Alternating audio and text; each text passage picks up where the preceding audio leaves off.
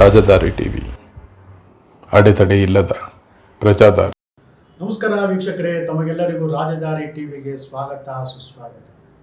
ನಾನು ನಿಮ್ಮ ಚಿಕ್ಕಣ್ಣ ರಮೇಶ್ ಮಾತಾಡ್ತಾ ಇರೋದು. ವೀಕ್ಷಕರೇ, ಈ ವರ್ಷದ ಯುಗಾದಿ ಹಬ್ಬದ ವಿಶೇಷ ಮತ್ತು ಯಾವ ರಾಶಿಗಳಿಗೆ ಈ ವರ್ಷದ ಯುಗಾದಿ ಹಬ್ಬದ ಒಂದು ಶುಭ ಮತ್ತು ಅಶುಭ ಫಲಗಳನ್ನು ಯಾವ ರೀತಿ ಇರುತ್ತದೆ ಎಂಬುದಾಗಿ ನಾನು ತಿಳಿಸ್ಕೊಡ್ತೇನೆ.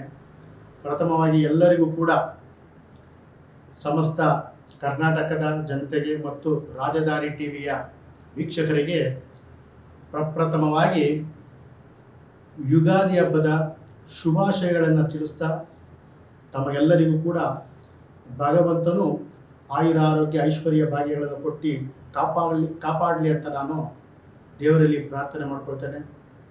ಮುಖ್ಯವಾಗಿ ಈ ಯುಗಾದಿ ಇದೇ ತಿಂಗಳ ಅಂದರೆ ಮಾರ್ಚ್ ತಿಂಗಳ 30ನೇ ದಿನಾಂಕದಂದು ಪ್ರಾರಂಭವಾಗ್ತಾ ಇದೆ. ಸಾಮಾನ್ಯವಾಗಿ ನಾವು ಯುಗಾದಿ ಹಬ್ಬ ಅಂದಾಗ ಹಲವಾರು ವಿವಿಧ ರೀತಿಯಾದಂತಹ ಭಾರತ ದೇಶದ ಭಾಗಗಳಲ್ಲಿ ವಿವಿಧ ರೀತಿಯಾಗಿ ಈ ಹಬ್ಬವನ್ನು ಆಚರಣೆ ಮಾಡ್ತಾರೆ.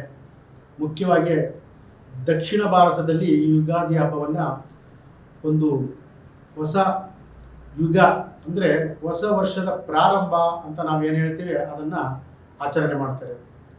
ಇನ್ನು ಮುಖ್ಯವಾಗಿ ತಮಿಳುನಾಡಿನ ಕಡೆ ಅವರು ಯುಗಾದಿಯನ್ನು ಸೂರ್ಯನ ಆಧಾರದ ಮೇಲೆ ಒಂದು ಯುಗಾದಿ ಹಬ್ಬವನ್ನು ಆಚರಣೆ ಮಾಡ್ತಾರೆ. ಆದರೆ ಇವತ್ತಿನ ಒಂದು 30ನೇ ದಿನಾಂಕದಲ್ಲಿ ಏನು ಬರ್ತಾ ಇದೆ ಅದು ಚಾಂದ್ರಮಾನ ಯುಗಾದಿ, ಚಂದ್ರನ ಆಧಾರದ ಮೇಲೆ ನಾವು ಯುಗಾದಿ ಹಬ್ಬವನ್ನು ನಿರ್ಣಯ ಮಾಡಿ ನಾವು ಆಚರಣೆ ಮಾಡೋದು ಸಹಜವಾಗಿ ಎಲ್ಲರಿಗೂ ಕೂಡ ಗೊತ್ತೇ ಇದೆ.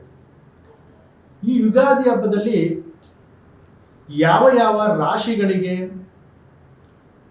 ಯಾವ ರೀತಿಯಾದಂಥ ಶುಭ ಫಲಗಳು ಮತ್ತು ಅಶುಭ ಫಲಗಳನ್ನು ನಾವು ನೋಡಿದಾಗ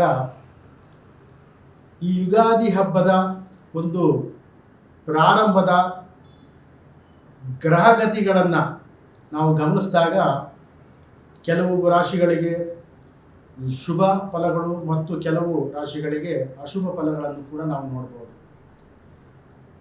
ಈ ಯುಗಾದಿ ಹಬ್ಬದ ಒಂದು ವೈಶಿಷ್ಟ್ಯತೆ ಏನಪ್ಪ ಅಂತಂದರೆ, ಯುಗಾದಿ ಹಬ್ಬದ ಪ್ರಾರಂಭದ ಒಂದು ದಿನ ಮೊದಲೇ ಅಂದರೆ 29ನೇ ತಾರೀಕು ಶನಿಗ್ರಹ ತನ್ನ ಪಥವನ್ನು ಬದಲಿಸಿ ಕುಂಭರಾಶಿಯಿಂದ ಮೀನರಾಶಿಗೆ ಪ್ರವೇಶ ಮಾಡ್ತಾ ಇದೆ.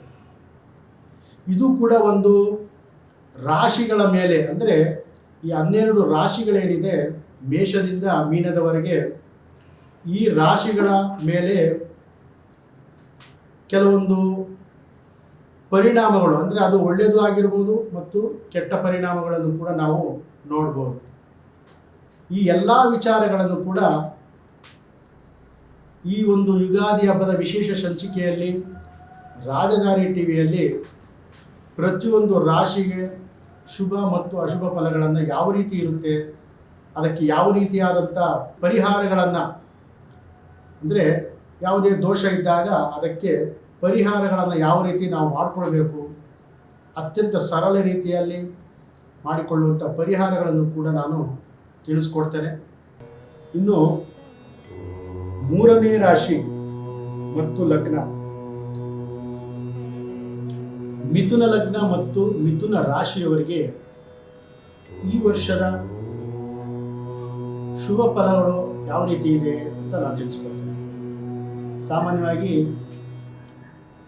ಮಿಥುನ ಲಗ್ನದಲ್ಲೇ ಮತ್ತು ರಾಶಿಯಲ್ಲೇ ಮಂಗಳ ಗ್ರಹ ಸ್ಥಿತರಾಗಿರೋದ್ರಿಂದ ದೇಹದಲ್ಲಿ ಸ್ವಲ್ಪ ಹುಮ್ಮಸ್ಸು ಜಾಸ್ತಿ, ಅಂದರೆ ಧೈರ್ಯ, ಸಾಹಸ, ಉತ್ಸಾಹವನ್ನು ನಾವು ನೋಡ್ಬೋದು.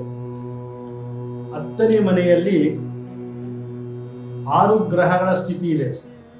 ಅಂದರೆ ಸೂರ್ಯ, ಚಂದ್ರ, ಬುಧ, ಶುಕ್ರ, ರಾಹು ಈ ಗ್ರಹಗಳ ಸ್ಥಿತಿಯಿಂದ ಇರೋದ್ರಿಂದ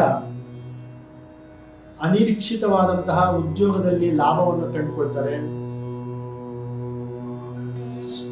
ವಿನಾಕಾರಣವಾಗಿ ಇನ್ವೆಸ್ಟ್ ಮಾಡತಕ್ಕಂಥ ಒಂದು ಸಂದರ್ಭವೂ ಕೂಡ ಬರ್ಬೋದು. ಆದರೆ ಬಹಳ ಎಚ್ಚರಿಕೆಯನ್ನು ವಹಿಸಿ. ಶೇರ್ ಮಾರ್ಕೆಟ್ನಲ್ಲಿ ನಿಮಗೆ ಲಾಭವಾಗುವಂಥ ಸಂದರ್ಭ ಇರುತ್ತೆ, ಆದರೂ ಕೂಡ ಬಹಳ ಎಚ್ಚರಿಕೆಯನ್ನು ವಹಿಸಬೇಕಾಗುತ್ತೆ. ಯಾಕೆಂತಂದರೆ 5ನೇ ಮನೆ ಅಧಿಪತಿ ರಾಹು ಮತ್ತು ಸೂರ್ಯ ಚಂದ್ರರ ಒಂದು ಯುತಿ ಹೊಂದಿದಾಗ, ಉಚ್ಚನಾದಾಗ ಶೇರ್ ಮಾರ್ಕೆಟ್ನಲ್ಲಿ ಲಾಭವನ್ನು ಹೊಂದುವಂಥ ಪರಿಸ್ಥಿತಿ ಉಂಟಾಗುತ್ತೆ. ಆದರೂ ಕೂಡ ರಾಹುವಿನ ಯುತಿ ಇರೋದ್ರಿಂದ ಬಹಳ ಎಚ್ಚರಿಕೆ ವಹಿಸಬೇಕು. ಬೇರೆಯವರ ಮಾತಿಗೆ ಮರಳಾಗದಿರಿ. ನಿಮ್ಮ ಒಂದು ಯೋಚನೆ ಏನಿದೆ ಅದನ್ನು ಭದ್ರವಾಗಿ ನಂಬಿಕೆಯಿಂದ ಮುಂದುವರಿಯುತ್ತೆ. ಮುಖ್ಯವಾಗಿ ಗುರು ವ್ಯಯಸ್ಥಾನದಲ್ಲಿರೋದ್ರಿಂದ ಧಾರ್ಮಿಕ ಕೆಲಸ ಕಾರ್ಯಗಳಲ್ಲಿ ಆದಷ್ಟು ಯಾವುದಾದರೂ ನಿಮ್ಮ ಮನೆಯಲ್ಲಿ ಒಂದು ಹರಕೆ ಇದ್ದಾಗ ಆ ಹರಕೆಯನ್ನು ತೀರಿಸೋದಕ್ಕೆ ಪ್ರಯತ್ನವನ್ನು ಪಡಿ ಅಂತ ಹೇಳ್ಬೋದು. ಯಾಕೆಂತಂದರೆ ಧಾರ್ಮಿಕ ಕೆಲಸ ಕಾರ್ಯಗಳಲ್ಲಿ ಆಸಕ್ತಿ ಇರೋದಿಲ್ಲ, ನಿರಾಸಕ್ತಿ. ಈ ಕಾರಣದಿಂದ ಬಹಳ ಎಚ್ಚರಿಕೆಯನ್ನು ವಹಿಸಿ. ದುಡ್ಡು ಬರುತ್ತೆ ಅಥವಾ ಹೋಗುತ್ತೆ, ಆದರೆ ಧಾರ್ಮಿಕ ಕೆಲಸ ಕಾರ್ಯಗಳನ್ನು ಸ್ವಲ್ಪ ಜಾಗೃತಿ ವಹಿಸಿ ದೇವರ ಕೆಲಸಗಳನ್ನು, ಕುಲದೇವರ ಪ್ರಾರ್ಥನೆ ಮಾಡಿಕೊಳ್ಳೋದು ಮತ್ತು ಕುಲದೇವರ ದರ್ಶನವನ್ನು ಪಡೆಯೋದ್ರಿಂದ ನಿಮಗೆ ನಿಜಕ್ಕೂ ಕೂಡ ಬಹಳ ಒಳ್ಳೆಯದಾಗುತ್ತೆ. ಯಾರಿಗೆ ಮದುವೆಯಲ್ಲಿ ಅಡೆತಡೆ, ಯಾರ್ಯಾರಿಗೇನಾದರೂ ಮದುವೆ ಆಗಬೇಕು ಅಂತ ಇದ್ದಾಗ ಅಡೆತಡೆ ಉಂಟಾಗುತ್ತೆ, ಮಕ್ಕಳಿಗಿರ್ಬೋದು, ಸ್ವಲ್ಪ ಅದರಲ್ಲಿ ನಿರಾಶೆ ಉಂಟಾಗುತ್ತೆ ಅಂತ ಹೇಳ್ಬೋದು. ಬಹಳ ಎಚ್ಚರಿಕೆಯನ್ನು ವಹಿಸಿ ಅಂತ ಹೇಳ್ಬೋದು. ಇನ್ನು ಇವರು ಪರಿಹಾರಾರ್ಥವಾಗಿ ಇವರು ಗುರು ಹಿರಿಯರ ಆರಾಧನೆ, ಕುಲದೇವರ ಆರಾಧನೆ ಮತ್ತು ಸೂರ್ಯ ಮತ್ತು ಚಂದ್ರರ ಆರಾಧನೆ, ಅಂದರೆ ತಂದೆ ತಾಯಿಯರಿಗೆ ಗೌರವವನ್ನು ಕೊಡೋದು. ಯಾವುದೇ ಒಂದು ಕೆಲಸ ಕಾರ್ಯಗಳನ್ನು ಮಾಡಬೇಕಾದರೂ ಕೂಡ ತಂದೆ ತಾಯಿಯರ ಆಶೀರ್ವಾದವನ್ನು ಪಡೆಯಿರಿ. ಮತ್ತು ಮನೆಯಿಂದ ಹೊರಗೆ ಹೋಗಬೇಕಾದ್ರೆ ಹೆಂಡತಿಯ ಅಂದರೆ ಪತ್ನಿಯ ಕೈಯಿಂದ ಒಂದು ಲೋಟ ನೀರನ್ನು ಕುಡಿದು ಇವರು ಹೊರಗೆ ಹೋದಾಗ ಇವರು ಖಂಡಿತವಾಗೂ ಬಹಳ ಒಳ್ಳೆಯದಾಗುತ್ತೆ. ಇನ್ನು ಮುಖ್ಯವಾಗಿ ಸೋಮವಾರದ ದಿವಸ ಶಿವನಿಗೆ ಅಭಿಷೇಕವನ್ನು ಕೊಡೋದು ಮತ್ತು ಯಾವುದೇ ಮನೆಗೆ ಸಂಬಂಧಪಟ್ಟಂಥ ಕೆಲಸ ಕಾರ್ಯಗಳಲ್ಲಿ